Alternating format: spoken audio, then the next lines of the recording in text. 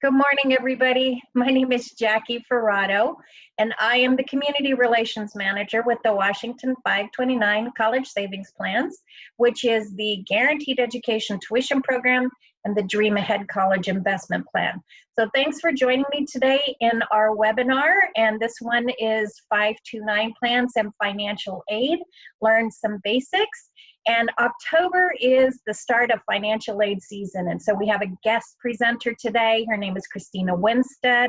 She's the Assistant Director for Outreach for the College Access and Support Division with the Washington Student Achievement Council. And that is a mouthful. But let me tell you, this gal's got some really good information for all of us about understanding the financial aid process. So I'm going to start us out today with some information first about the 529 world, and then I'll turn it over to Christina.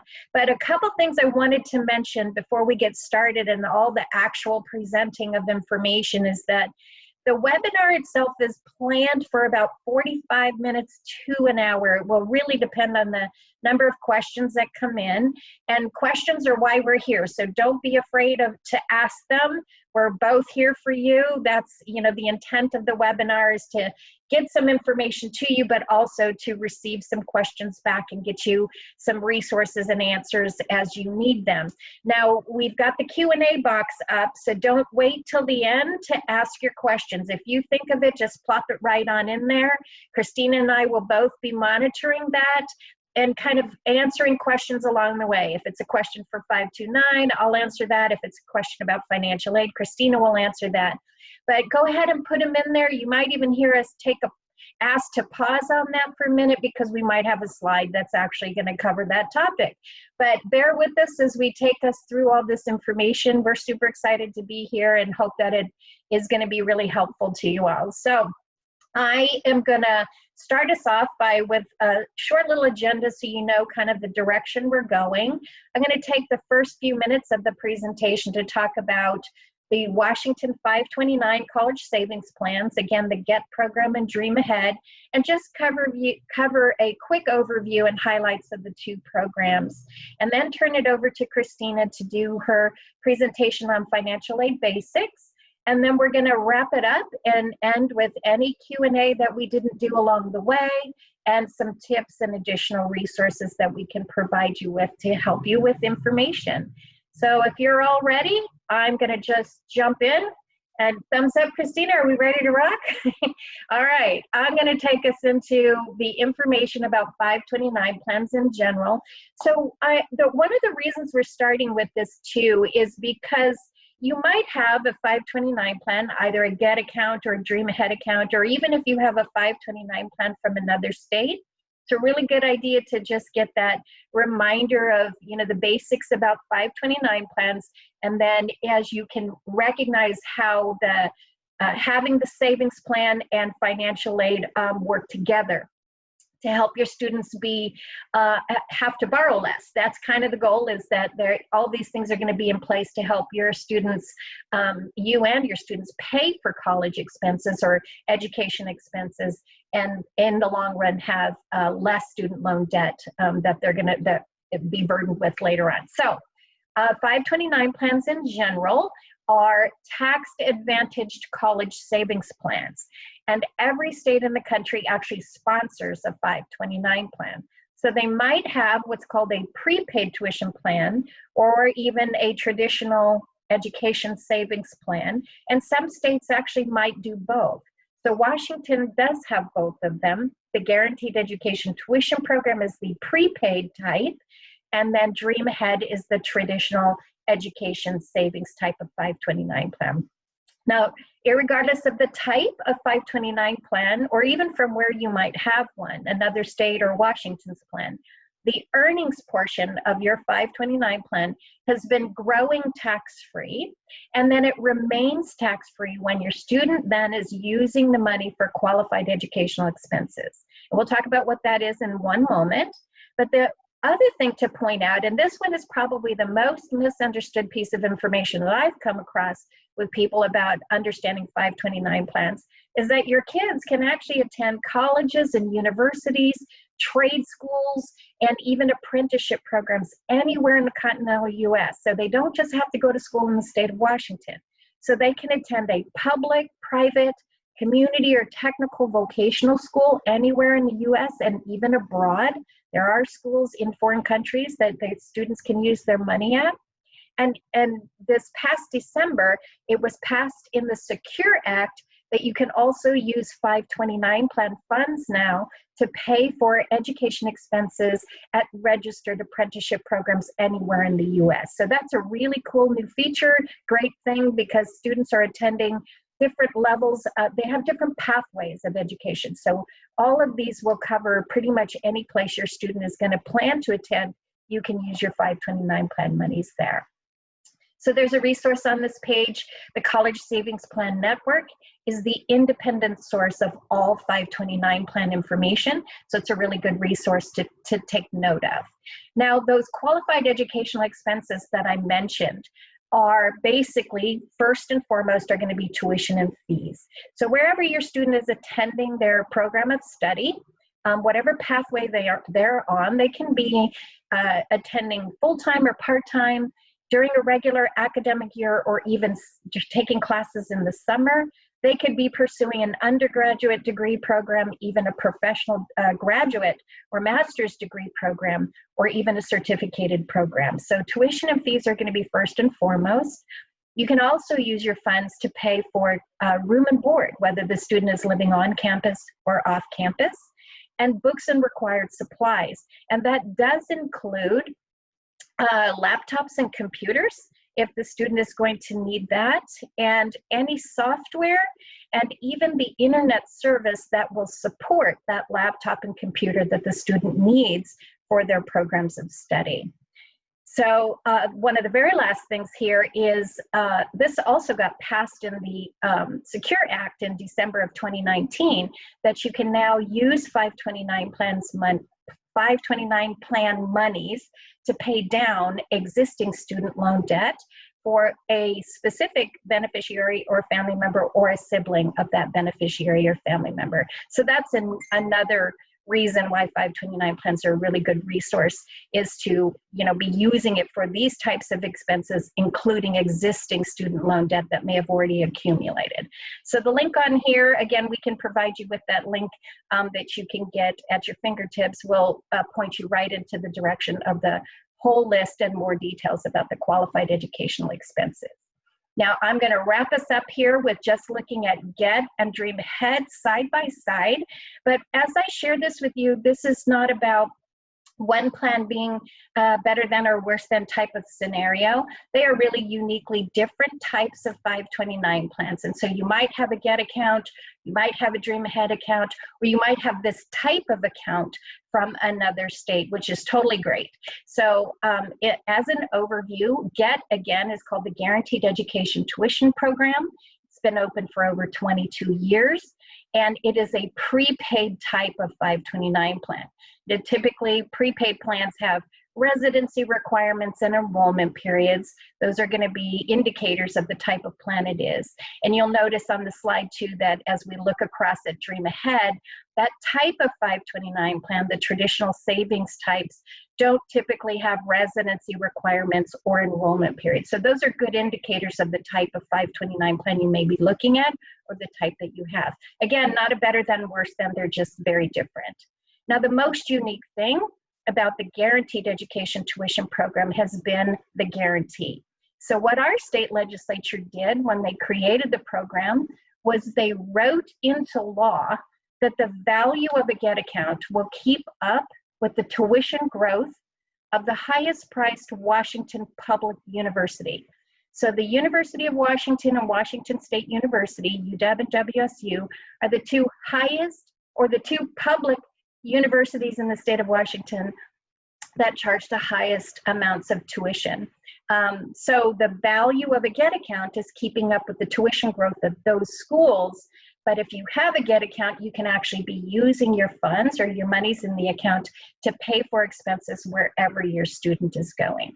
So if you look across again at the Dream Ahead type of plan, the value of a GET account is going to be tied to the investment returns. So much like your retirement accounts where money goes in, it's being invested based on decisions that you have made, but the rate of returns will fluctuate from time to time. So between the two, remembering that GET keeps up with tuition growth at the UW and WSU, but you can use your funds at schools anywhere in the nation and abroad. And then the Dream Ahead type of account is the value of it keeps up with investment returns, which fluctuate over time. So it's always a good idea to diversify to the way that you're saving, and having both types of 529 plans are a good strategy for how you may be saving.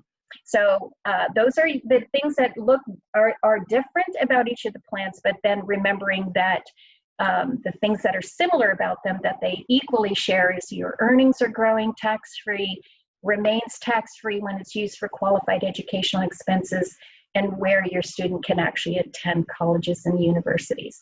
So that was a bit of an overview. There's a lot more detail. In fact, I do a separate webinar where we dig really deep and we talk more specifically about each of these plans. But for now, I just wanted to do an overview, and then I'm going to turn it over to Christina now, and she is going to start sharing her information to help you with financial aid basics. There you go.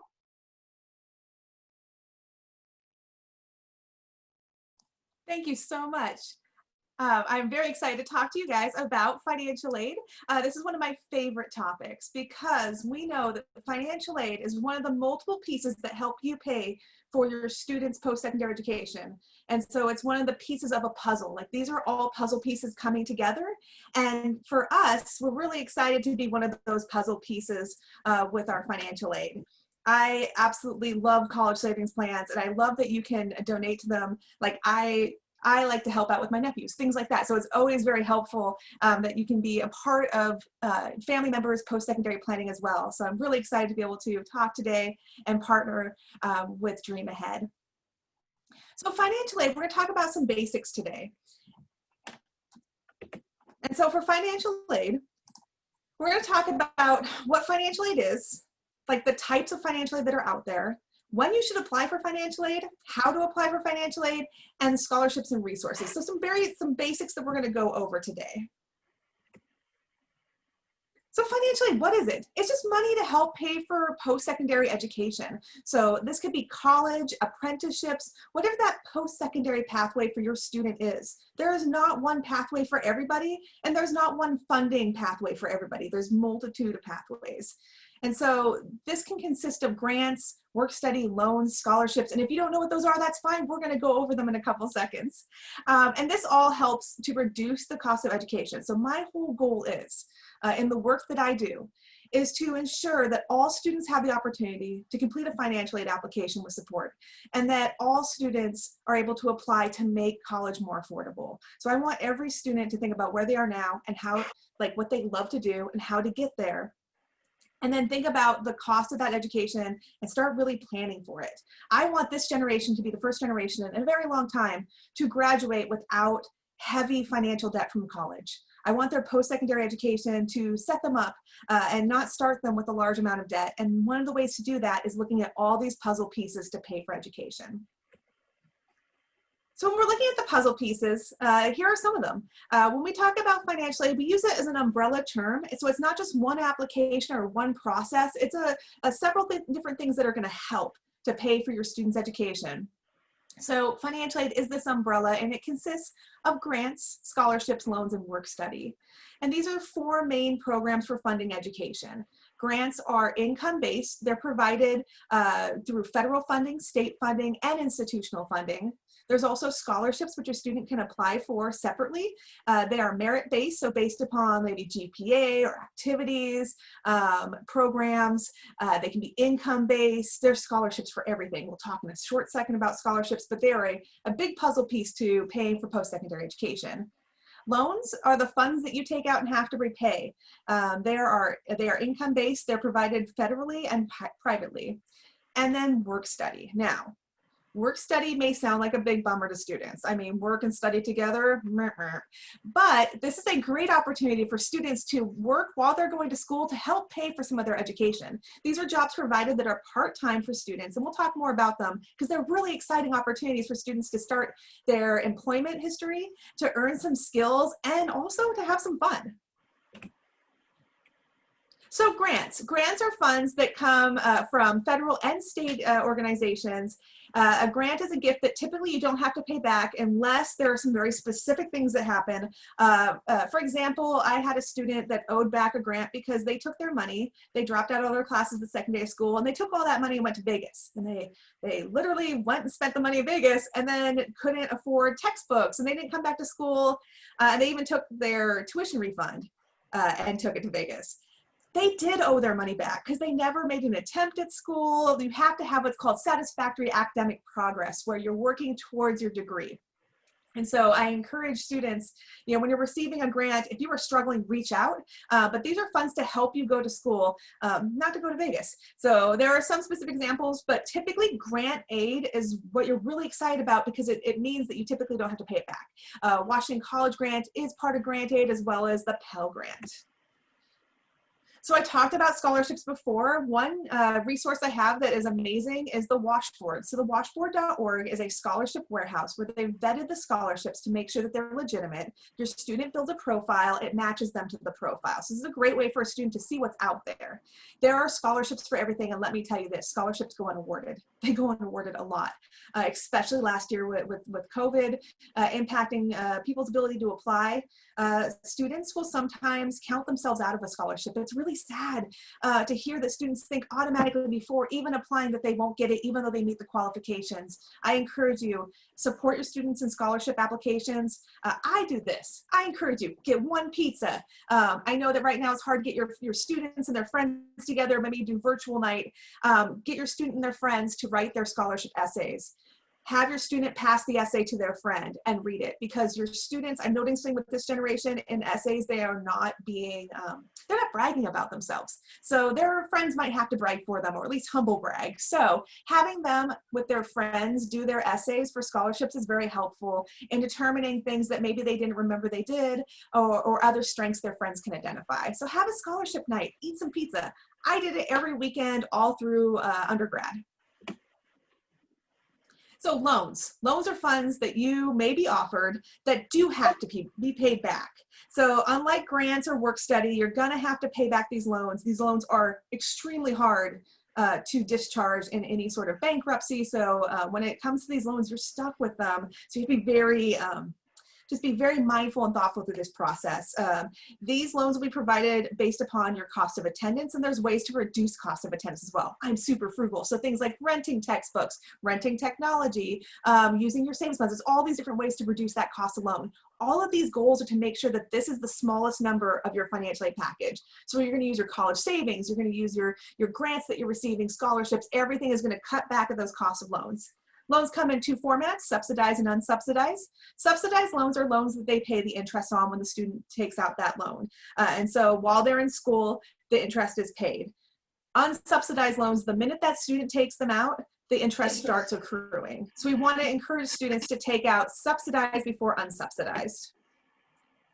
So I talked about work study before, and if you had a work study experience, I encourage you to share that with your student, it's one of those amazing experiences. Work study allows you to work on campus and off campus.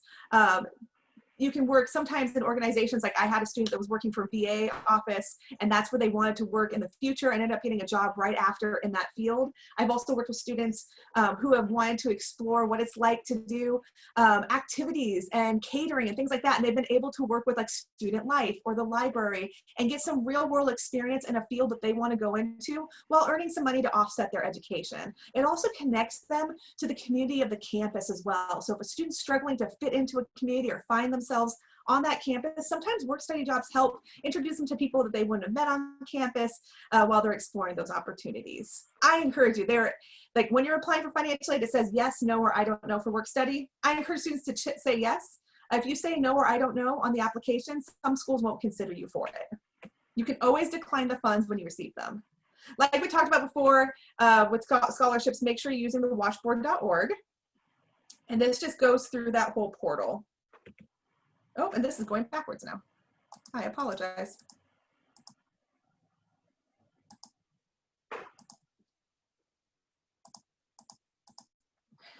So where does this money come from? So you have all this money available to you, but where is it coming from? 4 main sources pay for the post-secondary education. It's gonna be our federal government, our state government.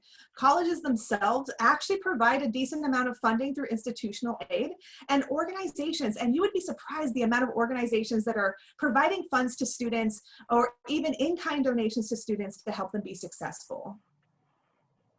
If you are receiving federal aid and applying for it, you can use this at most schools. State aid will be used in Washington state schools. So that's a very big distinction we encourage students to understand when they're applying to aid, to understand the limitations. Here are some examples of federal aid. Federal aid consists of the Pell Grant, federal work study. This is where you're going to be eligible for those subsidized and unsubsidized loans if you meet the income requirements, and then parent loans. Parent loans are loans that may be offered to a parent based upon their income. So when you're applying for financial aid, your student, if they're under the age of 24, may be considered dependent on the parent. Most students are considered dependent on their parent unless they have a special circumstance. They have been in foster care after the age of 13, if they're at risk for homelessness. There's several circumstances that will allow a student to be independent, but most students will be independent and dependent on their parents' income for financial aid purposes until the age of 24. So when you're filling out this process, you will have to provide some information. And for the federal side, I encourage students, when you're applying, it means that you're applying for your loans and potentially parent loans. It doesn't mean you have to take the parent loans out. It means that they may offer them to you. The thing to be mindful of parent loans is that they will offer you a maximum year to year based upon the cost of attendance of your student. But there's no maximum of all the years for parent loans. So I've seen parents who have taken parent loans without thinking about the payment problem, that they're gonna have to start paying for these, and just started taking them out so that their students can go to school. I had one parent who had been taking them out and had an amazing job, but unfortunately lost that job and that income, and now has like $130,000 in parent loans. And they have a 3rd student who wants to go to college next year, and they were just taking out the loans before really looking at other options. So I encourage you, when you're looking at parent loans, be very mindful about how much you're taking. Feel free to use our student loan advocates to help you with the loan process and to understand the requirements of parent loans. Here's our examples of state financial aid. I love our Washington state aid. We are very fortunate in Washington state that we have so many aid opportunities. The Washington College Grant, which we'll talk about in a couple minutes. The College Bound Scholarship, which if you have a student with the College Bound Scholarship, this will be the senior years when it really starts providing the benefits. State work studies, so there's state and federal work study opportunities. Passport to Careers is a program for our youth in care, so foster youth, and then our Opportunity Grant. These are all the Washington opportunity pathways that are provided. We also provide the Washington application for state financial aid for students who don't meet the FAFSA requirements for applying for financial aid. And we'll talk more about that. But first, I wanted to highlight the Washington College Grant. This is new for Washington State. It replaced what was called the State Need Grant. So you may be familiar with the State Need Grant or received the State Need Grant. For me, the State Need Grant meant the difference between me doing something I love every single day and earning a livable wage and not. And so that's why this program makes me so excited, is the Washington College Grant is going to allow an opportunity for students to be able to receive some funding to help them pay for their goals, their post-secondary opportunities. So for me, this made the world of difference, and I can't wait to see how it makes the world of difference for students in Washington State. They can use these programs for the Washington College Grant on technical programs, on 2-year, 4-year. This also could be used towards an approved 18-month apprenticeship. It doesn't matter the program of study. If they're getting a certificate, is about what the student wants to do and what they need for that career pathway. So a family of 4 making around $50,000 or less are going to receive a full tuition award. Partial grants are available for families making about $97,000 less a year, which means these are gift aid funds that you typically don't have to pay back. Again, that grant that we talked about earlier. You have to apply for financial aid in order to receive this. Now, if you're curious, am I going to get any of these funds? I encourage you to use our financial aid application calculator. So the state financial aid calculator will take you through some questions that will assess your eligibility for some potential state aid programs. And then it will encourage you to apply for financial aid in October. So this will help you see what might be available to you. Now, if you had the College Bound Scholarship, you signed up for it, or if you don't know what this is a program for 7th and 8th graders to sign up for. You apply in 7th or 8th grade, and then what it does is when the student graduates, as long as they meet the pledge, it's going to provide tuition at the public rate. So that's going to be, the highest public rate is University of Washington, Washington State University. It's going to cover some fees and a small book allowance. The nice thing about this program and how it's different from the Washington College Grant is students who enrolled in this program in middle school have had all of this time, all of middle school, all of high school, to know that if I graduate from Washington State High School and meet all the requirements of this pledge, that I have my tuition covered. And so the really cool thing about it is it allows students to dream big and build a college and culture within themselves to be able to explore all their options. And so I really love this program and that we have in Washington State. Like I said, it's a two-step process. So your student to be a part of this program would have signed up in middle school. If the student you're working with was in foster care anytime after the age of 13, they're automatically enrolled all the way to the age of 21 for this program. Step 2 is to fulfill the College Bound Pledge. That means graduating from Washington State High School with a 2.0 or better, with no felonies, and apply for financial aid, and apply to a college, and attend within 1 year of graduating. So they have a couple things that they have to do, but the biggest is applying for colleges. It seems to be a huge one, and graduating. So when do you apply for financial aid? October 1st is when it opens. Now, I'm not saying that you have to go on October 1st and jump into an application and complete it. But what I am saying is that this is the time to start really thinking about, if you have a senior, how we're going to do our financial aid for this upcoming year. So I always tell people, whenever things start getting pumpkin spice and everything nice out there, it's also time to start thinking about how you're going to pay for next year's college. And so it means you're going to be applying for financial aid. You want to apply early to maximize all of those opportunities, especially institutional aid. This year, you're going to be using your 2019 taxes. And you're going to use, if you're a senior this year, if you have a senior, the class of 2021 will be applying for 2021, 2022 financial aid, whether it's the FAFSA or the WAFSA. I know that seems super futuristic, but that's when these students will be going to college.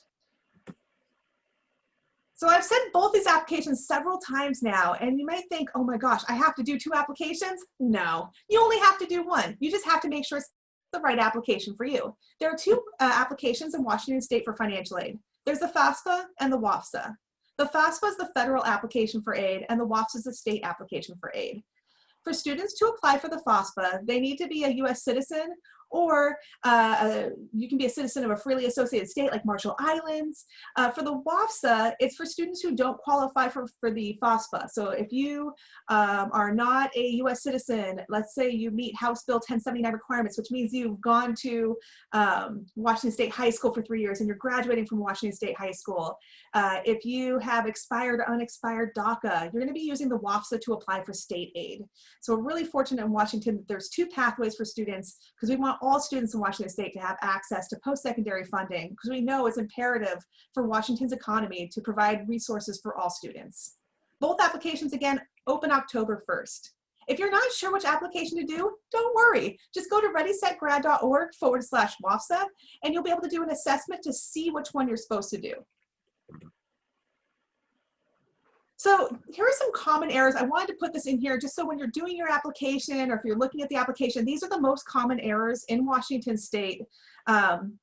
Legal information. This is a legal application, so students need to use their legal information, no nicknames, double checking students' social security cards to make sure that the name is correct on the card. This is usually when I find a lot of parents are they're starting to go through their students' legal information, and last year I had several parents who went, oh, the birth certificate is wrong, the social security card's wrong, it's 1 letter off or something, or I've been using the wrong social. This is where you're going to catch that, and that's okay, because you can fix those things before you apply for financial aid. Doing the correct financial aid year is important. There will be an application already available for 2021. 2020 and 2021 is one application that's in there. The new one starts October 1st, but there'll be 2 applications available. One for students who are going to college right now, and one for students who are going to be going to college next next September. So they want to make sure they're doing the one for students going next September, not right now if they're not going to college within this calendar year. So they want to do the 2021-2022 FAFSA or WAFSA. And the tax information is another critical piece, making sure you have the correct year and your tax documents available so that you can accurately enter information into the application. In fact, some of you might even be able to transfer your information directly from the IRS into your FAFSA, depending on if you meet the qualifications. Not finishing an application is a huge one. If a student doesn't finish an application, and it can happen where they just forget to hit the submit button, but if they don't touch the application for 45 days, it deletes out all their information and makes them start from the beginning. So incomplete applications, and then students putting in their parents' information but not knowing all of it and having errors in that can also be an issue. Another issue is if you are a parent who is supporting your student in this process and you've been designated as the parent in the application, if you don't have a social security number, that's okay. This only looks at the student's citizenship, not the parents. The parents' citizenship has no impact on a financial aid application, but they may have to provide information. If you don't have a social security number, no problem. You're just going to use zeros and you'll be able to fill out the application just like anyone else. This is what the FAFSA page looks like. I encourage you, if you're going to be doing the FAFSA, if that's the application you qualify for, then going to this page early before you apply, just to get used to it is good, and then starting your FSA ID, which is the first step to applying for financial aid. For the Washington application for state financial aid, this is what the page looks like. You can go to the page, and instead of doing an FSA ID, you'll be creating an account for this. So you only do one application, the FAFSA or the WAFSA. Please don't do both. It will not provide you any additional funding. It just actually creates an error because we don't know which one you wanted to do. So make sure you do the correct application for yourself. Now, your financial circumstances may have changed. And I know that this is something that I'm experiencing with a lot of families, especially when we're looking at 2019 tax information, and 2020 has been such a big year. If your financial circumstances have changed and there's been a decrease in income, your student's still going to apply for financial aid using their 2019 taxes, but then you're going to appeal your financial aid using a tool called Swift Student. So you're going to contact the college and say, we submitted our financial aid application, but circumstances have changed and we are no longer making this income level. Then they can look at your current income and assess a more accurate picture of your financial situation and paying for college. This tool here, Swift Student, kind of walks you through all the different appeals that could be out there for financial aid, and it helps you write a letter in a very convincing way. It's a form website, the software, it's free. It doesn't share the information with the third party, but it helps you really write these letters to financial aid offices, providing them with all the things they need to make a determination. And this kind of shows you, like, especially with COVID-19, there might be opportunities for additional funding, especially if the student is having to change their plans or if there's other emergencies. So I always encourage students when they're struggling financially, if there's something that's making the difference between you going and not going, reach out to your financial aid office. Another process we're going to talk about very quickly is verification. Verification is where they verify a financial aid application. A third of all students are picked for verification. So if you get picked, it's okay. You didn't do anything wrong. This is about them clarifying sometimes information, but also just assessing and making sure that they verify a third. So you might have just been randomly pulled. I've had students who, for example, I had a student that duplicated their income. They saw their parents' income on the taxes when they were doing the financial aid application, and they thought, well, you know what, if my mom and dad make $62,000 a year, I also make $62,000. So the student put it down as their income. So now I have an application for financial aid that has the parents making $62,000 and the student making $62,000. So it's duplicated the income for the family, and it has pushed them out of eligibility for need-based aid. Financial aid officer saw that and decided, oh my goodness, there is something wrong with this application. We need to clarify. Contacted the student, and the student was able to submit all of the information showing that they did not make $62,000 a year, and they were able to get some of that aid back. It's important in this process, no matter what, no matter why you were picked, to complete it as soon as possible. This process can keep you from receiving aid. If you don't complete the verification process, they cannot disperse your federal aid. So you want to make sure that as soon as you see anything that says verification, that you reach out if you have questions, and that you complete the process by the deadline they provide. If you are working with a student for the class of 2021, this is a very exciting year for you. Parents who have seniors, congratulations. These are the next steps for your student. They need to look at all their post-secondary options using their high school and beyond plan. They need to talk to their counselor to make sure they're on track for graduation. Just a quick check-in, make sure everything's on track for graduation. This also includes students who are in Running Start. If you're working with or are a parent of a Running Start student, they need to talk to their high school to make sure they're on track for high school graduation. And if they're doing their associates, they need to talk to their advisor to make sure they're on track for their graduation at the community college. Determine which application that you're going to use. So starting October 1st, do you know if you're going to do the FAFSA or the WAFSA? If you don't, that's okay. Just go to FAFSA, just go to the readysetgrad.wa.gov/WAFSA, and you can see which one you're supposed to do. Create an account either for the WAFSA or your FSA ID. That's your big steps. And then applying for financial aid starting October 1st. If your student is still trying to figure out their pathway, I have a couple resources for you. Our College and Career Compass is not just for high school students. This is for all students who are exploring educational pathways. It looks at different interests and programs that you're maybe possibly looking at regionally. So you can break it down by regional, by program, by colleges. It's a great way to explore, right from home, all the opportunities in Washington State that are there for you. We also have, if you are new to college and college knowledge, we have these wonderful books that you can order, and usually the schools will have them as well. You can get them virtually online, digital, in all 5 languages. So they're in English, Spanish, Vietnamese, Somali, and Russian. These walk through everything a student would want to know about financial aid admissions. It's so cool. They are all made with students in mind, and they are a wonderful resource for you to use. But also parents, this is a great tool for you too. I have parents that use these all the time, just to keep on track with your financial aid and admissions. So that's more of an informational book. And then we have our junior senior workbooks that are more of a workbook that walk you through admissions, financial aid, accepting your award, things like that. And then finally, we have a text messaging system for students that they can text in. Like, I work with students and they text me or they email me questions typically between 10 o'clock at night and 1 in the morning. So I know that they're up very late. Unfortunately, I am sleeping at that time. I'm not doing financial aid. But the great thing is Otter can help them while we're sleeping. Otter is a text messaging bot that they can text to any of their financial aid questions, and it responds back to their questions to them. And so this is a great way for them to get responses immediately about financial aid, and it's free for them to use. And then finally, here's our contact information. For more information about financial aid, I'm really excited for your students' next steps. And if there's anything I can do to help or anything that the 12th year campaign can do to help, please feel free to reach out.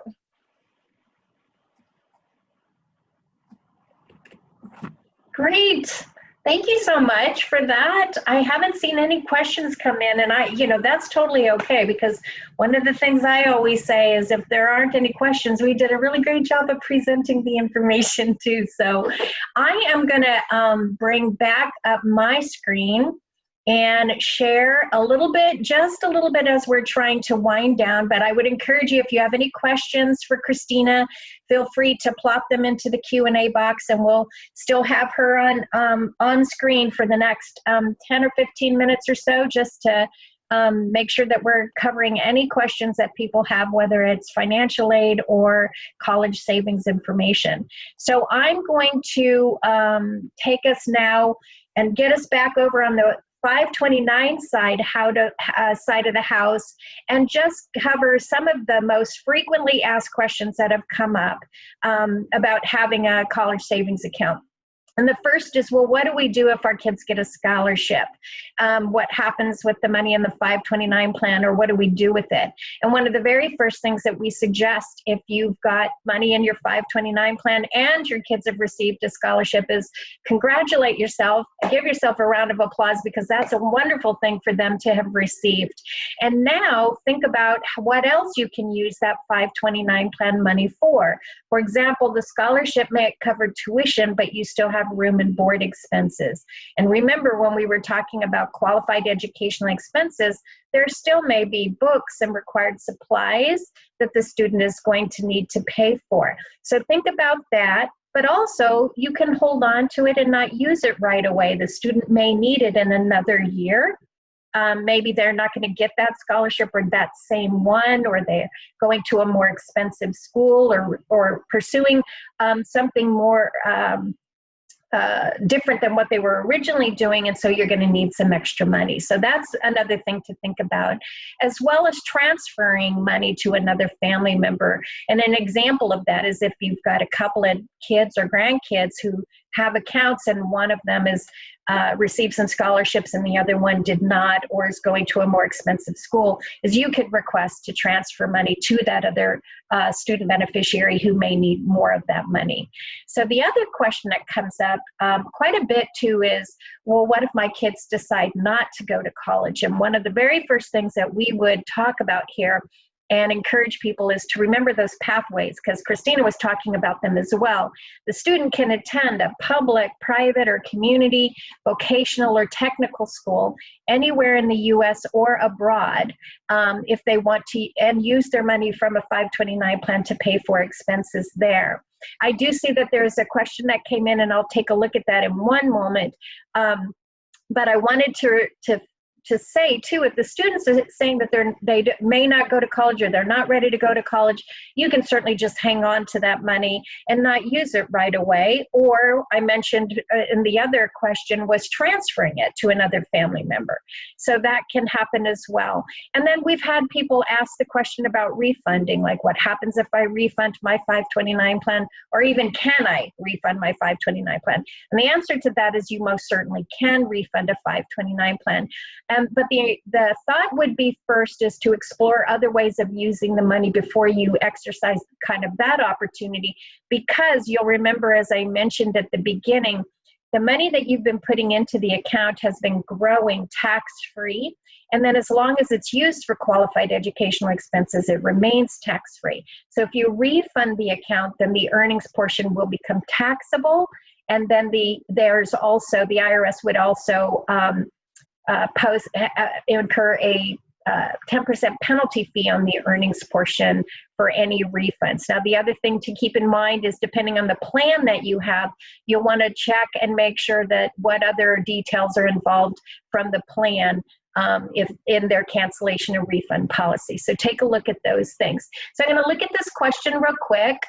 We had one of our attendees had said that they currently don't have children, but are planning to start a family soon. Can you name a husband as a beneficiary until you have a child? And that, yes, absolutely. You can certainly do that. Name yourself or name your husband as the beneficiary to begin the process of saving, and then change the beneficiary after you've had a child. And in fact, that comes up quite a bit with grandparents. In fact, before I became a grandparent officially, I actually opened up an account and named myself as both the owner and the beneficiary, so that I could begin the process of saving for future grandchildren. And then as each of my grandchildren were then born, their parents, my son and my daughter-in-laws, they opened up the Get accounts for their own children, and then I would transfer money from the account that I started into those accounts as the initial seed money for those. And that is a way that I've been being a contributor to 529 plans for existing grandchildren and then future grandchildren as they come along. So good question, and thank you for asking that. The other thing I'll mention here before we move on to a question about financial aid and 529 plans and how they are treated as an asset or an income is, what if the family moves out of state? And there are 529 plans in every state in the country. They're sponsoring them, and so students are attending colleges and universities and trade schools and technical schools and apprenticeship programs anywhere in the country as well. So you can certainly move, and so can the student. The main thing to remember, especially when we're considering or talking about a Get account, is remembering the fact that the value of the Get account keeps up with tuition growth of our state schools, UW and WSU. not where your student is going. So that is specific to the GET account. And then, of course, Dream Ahead is that traditional 529 savings plan. And so the value of that type of account is dependent on the investment returns. So you can certainly be moving and putting money in and taking money out as if you were still living in the state of Washington, but always just keeping remembering what the GET value is tied to. And then, of course, if your financial situation changes, and we bring this into the conversation mainly because, you know, the point in which you're saving is when your kids are little. And what you can kind of think about it in the same process in which you're saving for your own retirement. We don't know what the future holds, but we know that today, as you're saving money, there's going to be a benefit to that later on. And so if you have situations that change in your financial picture, one thing we want people to remember here is to always reach out to your plan representatives, and they can look at your account specifically and then provide you with some information or additional resources or conversation around like refunding it or changing your plan if you had some situations that you maybe need to make some adjustments in how you're saving. So the key here is really just making sure that you're reaching out and talking to a plan representative about that so that they can look at your account specifically and not just give basic information, but that they can be very specific to your needs. So keep that in mind. And then I mentioned that I wanted to talk about how 529 plan benefits some financial aid. And one of the main reasons we bring this into this conversation too is because there's oftentimes been some misunderstanding about having money saved, whether it's a 529 plan or other ways of saving, and the student's ability to receive financial aid. And the thing here is that it's a difference when you're, and Christina, jump in here too if you need to, but when your student is applying for financial aid and money that has been saved is going to have it, depending on how it's been saved or where it's been saved, it will be considered either a parental asset or it will be or even a student. It'll either be assets or income. And the difference between assets and income will have an effect on the EFC. Now, I wanted to make sure that we were pointing out that because a lot of times people have misunderstood this. If you have a 529 plan and you are the owner, the parent, or the student is the owner, it is considered a parental asset. And so when they're calculating the EFC, they only calculate up to 5.64% of all the parental assets in determining that EFC. So it's very favorable. It's got a very good outcome for need-based financial aid eligibility. Now, it doesn't mean that the student automatically qualifies. That's not the role here. It just means that it's not an income, so it's more favorable in terms of what the student may qualify for when it comes to need-based financial aid. Now, if you look at the chart here, if the student is independent of their parent, it's still an asset, but the calculation changes to a 20% factor. And then the last one, of course, covers if a grandparent or a non-custodial parent or someone else is named as the owner of the 529 plan instead of it being a parental asset, because it's not on they don't question that on the FAFSA form. It could be considered income to the student or to the parent, and then it changes the calculation by up to 50%. Now, the thing I want to make sure that I say here is that if a grandparent if you are one or one, or don't take away from this that a grandparent should not own the 529 plan, because that's not what's meant here. It's just showing the impact of that if they were to be. Now, I am a grandparent who is an owner of 529 plans for 3 grandchildren. And at the time of saving for them, like right now, they're all under the age of 10. So while we're in the process of saving for them, this has no bearing on financial aid at all, because we're not applying. The kids are not applying for financial aid. They're not anywhere near ready to start college yet. But what this would say to me is that as the grandparent, I may consider changing the ownership of the account and have the parent or my grandchild themselves at that point in time when they're ready for college be the owner of the account so I can change that so that it would then be considered a parental asset and not an income to the student once they're drawing the money. So there are reasons why a grandparent may want to be the owner at the time of contributing it and then change that later on. So that, don't take away from this as it's cut and dry. You know, this is how it effects impact financial aid decisions, but it is not the only thing that impacts financial aid decisions. So these are good things to just be aware of. And then to just wrap up some of this information to some tips for successful saving and even preparation, and I would say this would even translate into some of the stuff that Christina was talking about. But number one is saving regularly. You know, like the earlier we can start saving, and you think about this in the same way as you think about your retirement. You know, when we were in our 20s and even into our early 30s, and so it seems like such a long way away. And you know, time progresses, and so the sooner we can start saving and get into the habit of that, that is really where the success of saving is really found. It's in the routine of it. It's not necessarily in the amount of it.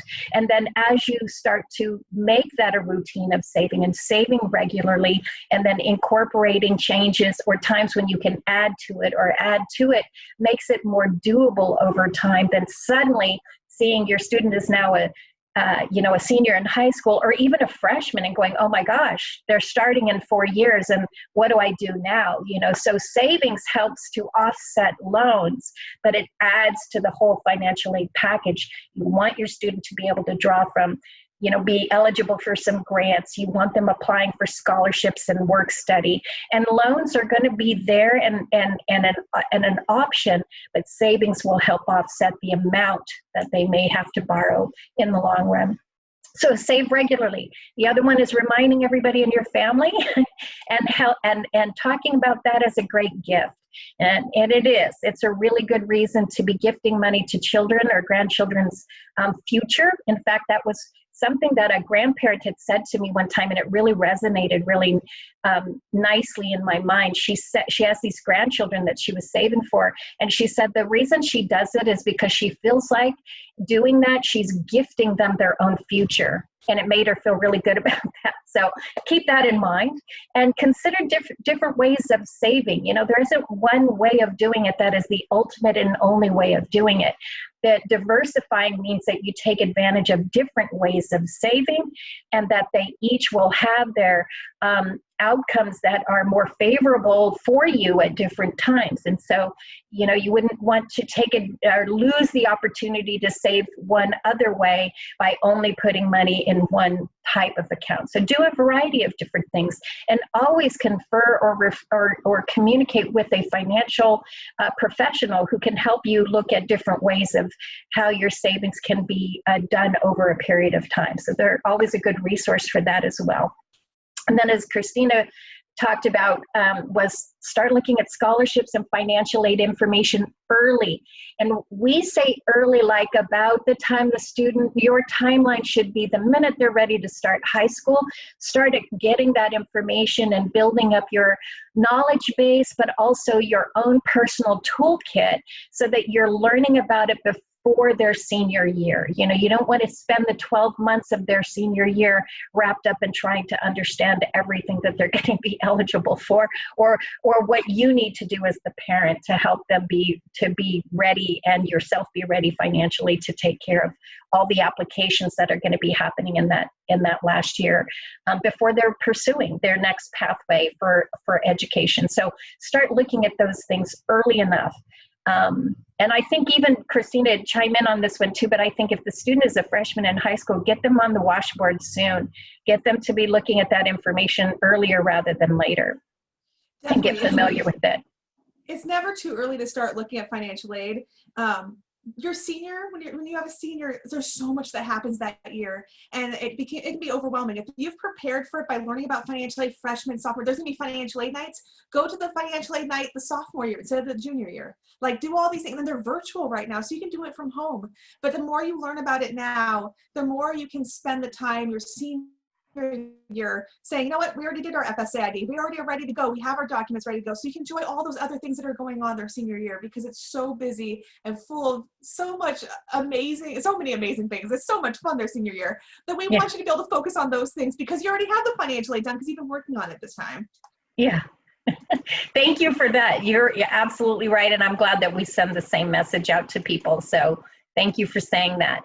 Okay, we are going to, just in getting started, and this is irrelevant to what Christina talked about and 529 plan information. So if you have very young children, the GET program enrollment period opens on November 1, and I can't believe it. We're in the last, week or so of September. I mean, we're already feeling the fall, and so it's coming up pretty quickly. So if you're considering, getting a savings 529 plan account open, the GET program starts again for new enrollments November 1. Dream Ahead is always open. So there are no enrollment fees for getting accounts open and starting to save. It literally is click the button that says open an account and just get the application filled out and then start saving and then letting your family know what you're doing, how you're doing it, and give them the account numbers.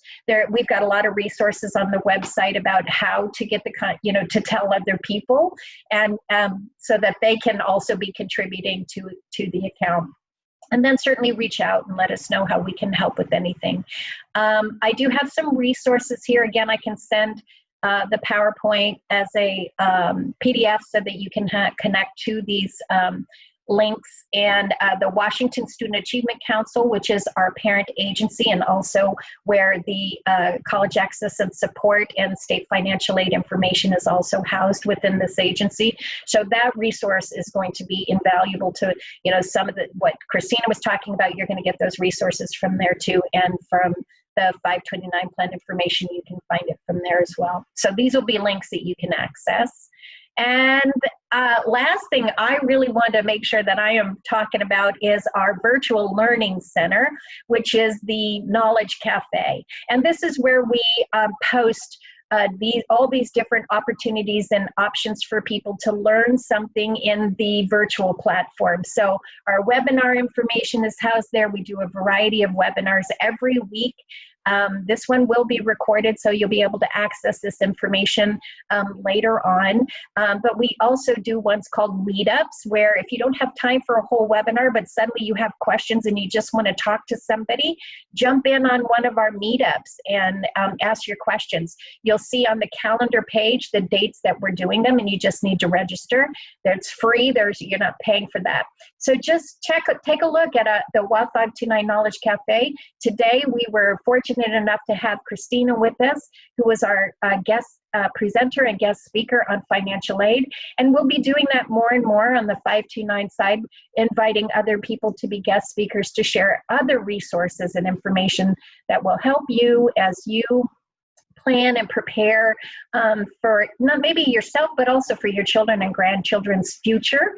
As that one grandparent said, gifting for their future or to their future is a really great thing to be thinking about. So join us in any one of those. And contact information, this is mine. You can reach me if you have any questions, or the GET Contact Center or Dream Ahead Contact Center, depending on what questions you might have that could be specific to those. And then Christina, I don't know if you had how you wanted to tell people if they had questions for you, how they can reach out to you.